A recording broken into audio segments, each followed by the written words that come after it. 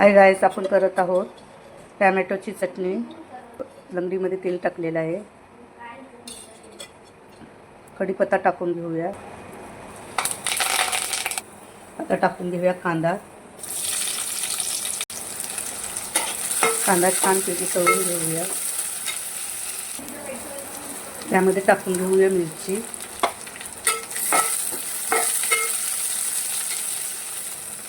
त्यामध्ये टाकूया आपण मीठ, हळद, मिक्स करून घेऊया। आपला कांदा छान भाजून झालेला आहे। आता त्यामध्ये आपण टाकून घेऊया टॅमॅटो। त्यामध्ये टाकून घेऊया टॅमॅटो।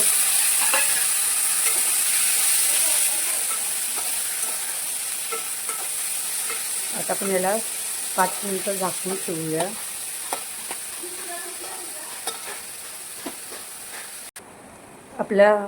आपण 5 मिनिटं झालेले आहेत, उघडून बघूया। आपली टॅमॅटोची चटणी तयार झालेली आहे।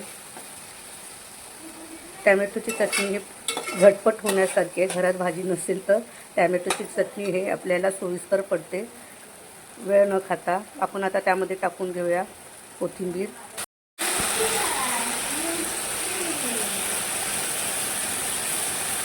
आपली भाजी झालेली आहे।